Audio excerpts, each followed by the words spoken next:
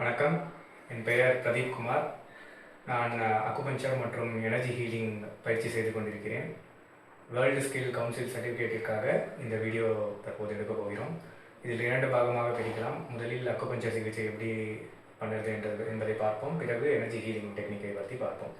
முதலில் அக்குபஞ்சர் பொதுவாக பஞ்சபூத தத்துவங்களின் அடிப்படையில் வேலை செய்யும். நமக்கு தெரிந்த மாதிரி நெருப்பு, நிலம், காற்று, நீர், மரம் அல்லது ஆகாயம் என்று சொல்வார்கள். இந்த 5 பஞ்சபூதங்களின் சீர்கேடே உடலின் நோய்க்கு காரணம் என்று அக்குபஞ்சர் கூறுகிறது.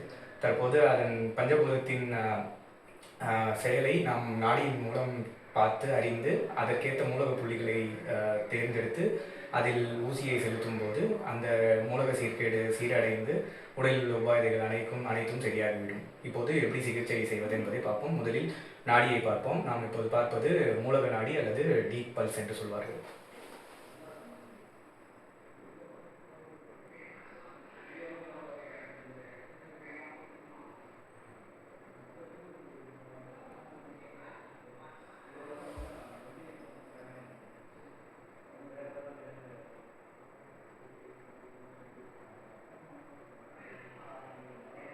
இப்போது உங்களுக்கு நிலமும் காற்றும் சீர்கேடு அடைந்துள்ளது. அதனால் அது இரண்டையும் இணைக்கும் மூலக புள்ளியில் நாம் ஒரு ஊசியை வைத்து சிகிச்சை கொடுப்போம்.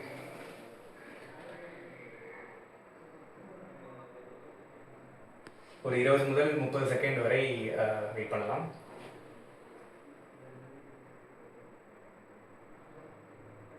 தற்போது நீரில் எடுத்து விடலாம். இப்போது மறுபடியும் நாடி பார்த்து அந்த மூலகங்கள் சரியாகிவிட்டதா என்பதை பார்ப்போம்.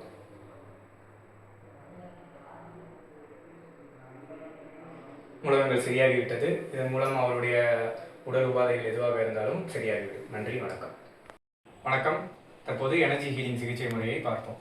எனர்ஜி ஹீலிங் என்பது ஒருவருடைய பிராண உடலில் ஏற்பட்டுள்ள கழிவும் சக்தி மையங்களான சக்கரங்களில் 7 சக்கரங்கள் ஒவ்வொரு உடலிலும் இருக்கும். அந்த 7 சக்கரங்களில் ஏற்பட்டுள்ள இம்பேலன்ஸையும் சரி செய்வதுதான் எனர்ஜி ஹீலிங் டெக்னிக். இதை நாங்கள் பாரம்பரிய ரெய்கி குறியீடு மூலம் சரி செய்கிறோம். தற்போது ஒரு ஹீலிங் ஒருத்தர் கொடுக்கறதுக்கு முன்னாடி அவர் தினசரி யோகா பயிற்சி, தியான பயிற்சி, இந்த ஹீலிங் கொடுக்கறதுக்கு உண்டான பயிற்சிகள் சிலவற்றை நாள்தோறும் கடைபிடிக்க வேண்டும். அப்போ தான் எனர்ஜி ஹீலிங் செய்வதற்கு தகுதியானவராக இருக்க முடியும். நாங்கள் தினந்தோறும் அதை கடைபிடித்து வருகிறோம். இருந்தாலும் ஒவ்வொரு ஹீலிங் ஸ்டார்ட் பண்ணுறதுக்கு முன்னாடியும் ஒரு சிறு பயிற்சிகளை மேற்கொண்டு அதுக்கப்புறம் ஹீலிங்கை ஸ்டார்ட் பண்ணலாம். அதில் முதலாவதாக உள்ளங்கை உரமூட்டுதல், அதன் பிறகு கேசரி முத்திரை செய்தல், அதன் பிறகு பிராண உடலை விதித்தல். இது முடித்த பிறகு நாம் ஹீலிங்கை ஸ்டார்ட் செய்யலாம். முதலில் அவருடைய பிராண உடலை ஸ்கேன் செய்து எங்கெங்கு எனர்ஜி குறைபாடு, எந்தெந்த சக்கரங்களில் இம்பேலன்ஸ் இருக்கு என்பதை கண்டுபிடிக்கலாம்.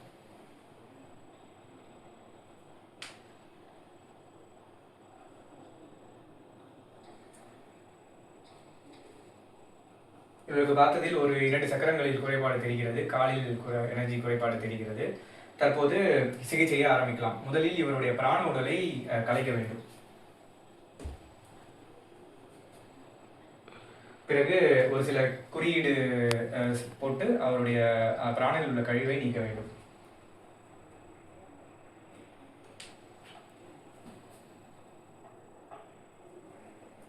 பிறகு இந்த பிராண கழிவை ஒரு உப்பு கரைசல் அல்லது மிஸ்டிக் ஃபயர் ஒன்று நம் பாவனையில் தயார் செய்து அதில் விட வேண்டும். மிஸ்டிக் ஃபயர், இங்கே உப்பு கரைசல் இல்லாததால் மிஸ்டிக் ஃபயரை ரெடி செய்துள்ளோம். மிஸ்டிக் ஃபயர் ரெடி ஆகிவிட்டது. இப்போது இவருடைய பிராண கழிவை இழுத்து அந்த தீயில் விடுவோம்.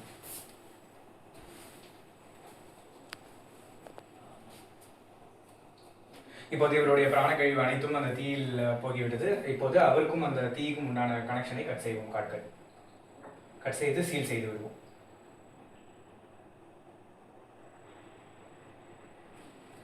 பிறகு இவருக்கு மறுபடியும் குறியீடு செலுத்தி அவருடைய உடல் பகுதிகள், சக்கரங்களில் எனர்ஜி மேலோட்டம் செய்வோம்.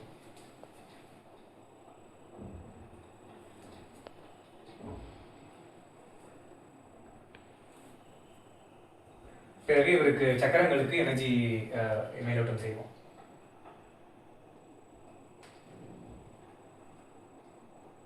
அவ்வளோதான், சிகிச்சை முடிந்து விட்டது. இது டெமோ என்பதால் சீக்கிரம் முடித்து விட்டோம். இந்த ஒவ்வொரு ஸ்டெப்ஸும் பார்த்தீங்கன்னா ஒரு 5 நிமிடத்துக்கு ஒரு முறை நாம் ஒரு 40 நிமிடங்கள் வரை செய்வோம். தற்போது இவரை எழுந்துக்க சொல்லலாம். சார். தற்போது இவருக்கும் நமக்கும் உண்டான கார்ட் கட் செய்வோம்.